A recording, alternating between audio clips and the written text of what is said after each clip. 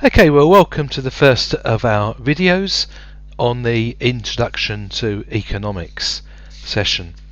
Generally, the videos will be up before you come to the session, so you actually watch the videos before you come, make notes along, and then when we come along to the session, we're actually building on from the basic knowledge you've picked up. With this first week, you've already actually received some teaching on it, and this is here just to back up the different things which we covered. So I think first of all, before we actually start thinking about the economic situation, let's have a think about what the influences are on businesses. And I think there's two different types of businesses. I think you've got the internal influences and you've got the external influences. And I think one of the things to think about is how a business may operate, what they choose their mission to be around, what it is they actually do. And we could think about a business about what their strategy is, what are they trying to do, how will they do it, over what time period will this happen. And then thinking about what processes they go through to create their product or service to sell, perhaps how they organise themselves. Are they a sole trader, a partnership, a limited company? Are they private or are they public sector? And we'd think about what the structure was and the culture. And we think about the organisational structure, their management tree, and then we think about the culture. And if you remember, we've spoken before about Handy and how was Handy's power web. We might think about the management and how any decisions are made by them, and how they would actually motivate their staff.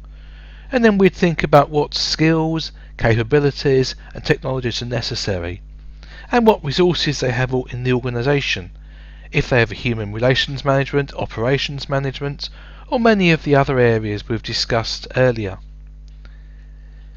If we start thinking then about the external influences on a business, so we might think particularly around the area of stakeholder groups, and how we can analyse stakeholders and try and understand the potential impacts they have on what different groups they represent.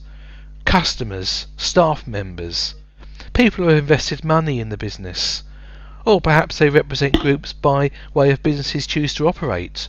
So for example, it could be around the environment, animals, or stakeholders.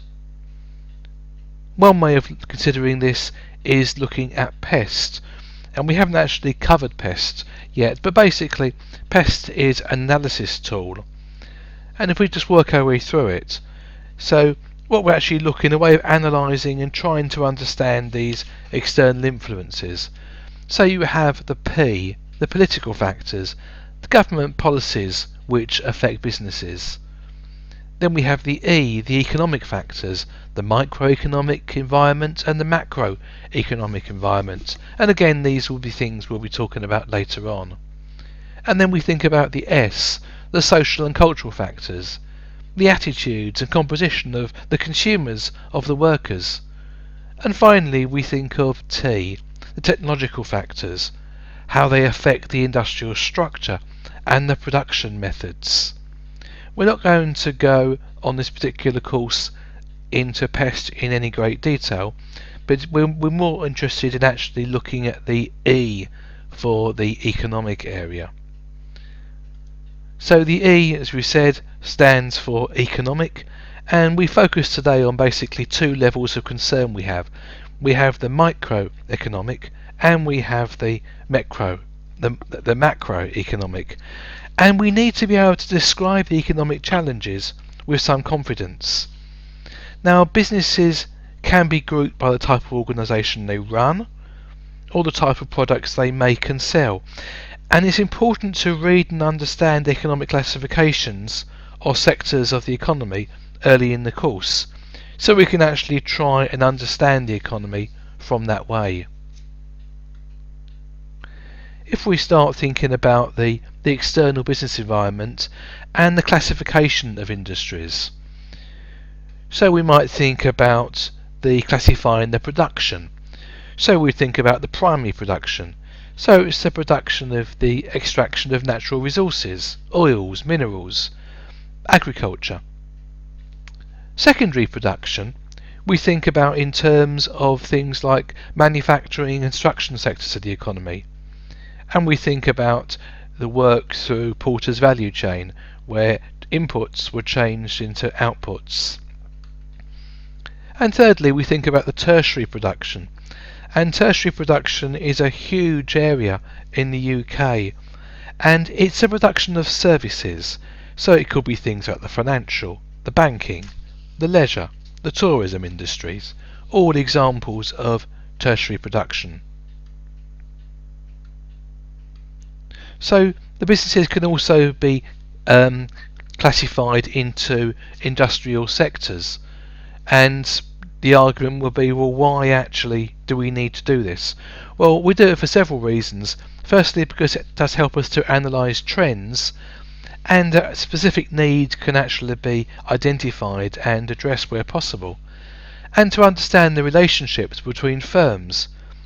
Importance of defining the boundaries of an industry. So how does this actually happen? How do we actually get a structure which everyone works towards? Well, what's actually come up is this thing called SIC.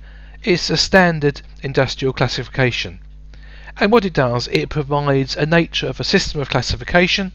It has subsections and sections, and then it breaks down into divisions and groups and classes. And this is just an example of the industrial classification.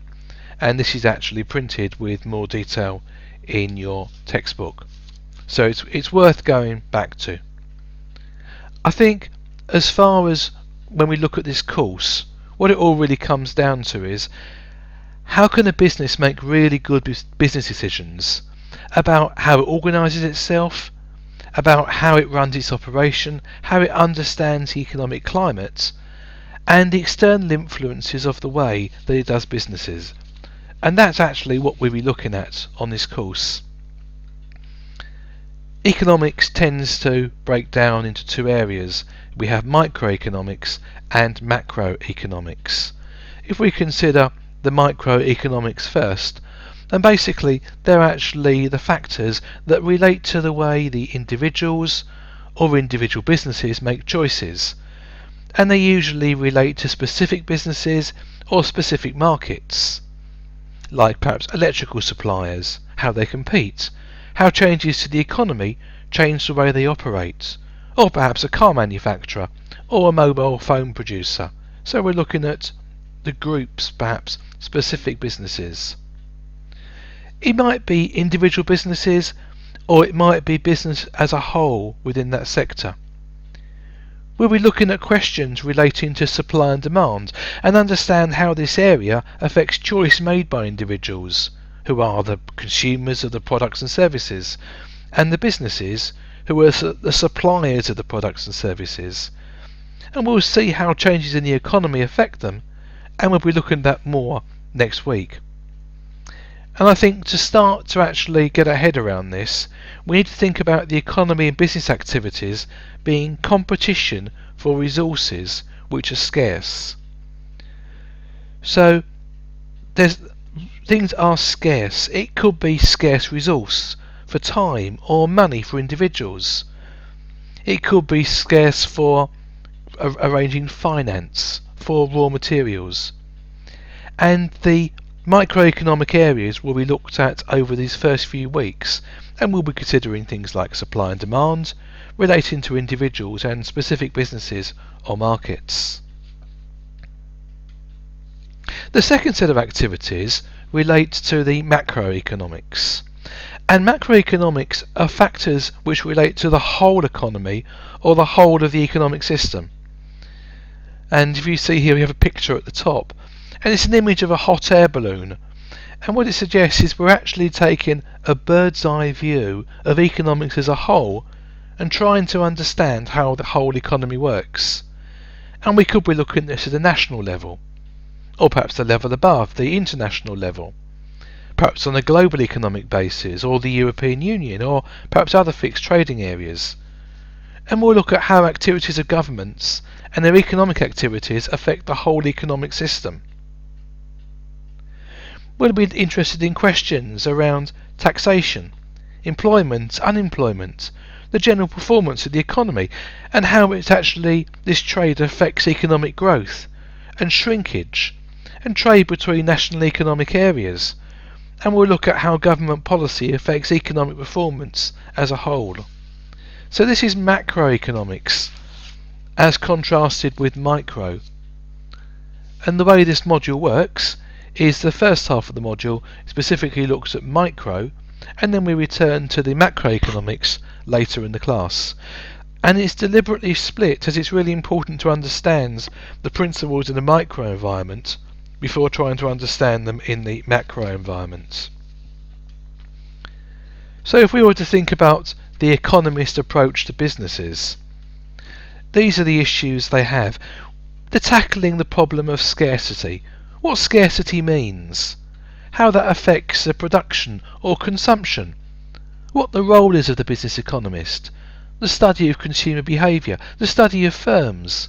We'll be looking at the factors of production, labour, land and raw materials, and capital. And these are all things we'll be covering over the next few weeks. We'll be covering demand and supply, the actual and potential demand and supply, and the roles of firms in satisfying this demand, and the business economist study of the supply process. We'll be looking at macroeconomics and microeconomics, and in the microeconomics the balancing of the demand and supply for particular products. And when we look at it from a macroeconomics point of view, we'll be looking at the balancing of aggregate demand and supply, and these areas we'll be covering at different points during the course. We'll also be looking at the microeconomics and choice, what, how, and for whom. And then when we look at choice, we'll be looking at the opportunity cost. An opportunity cost is something we've covered before, but we'll be revisiting the meaning of opportunity cost.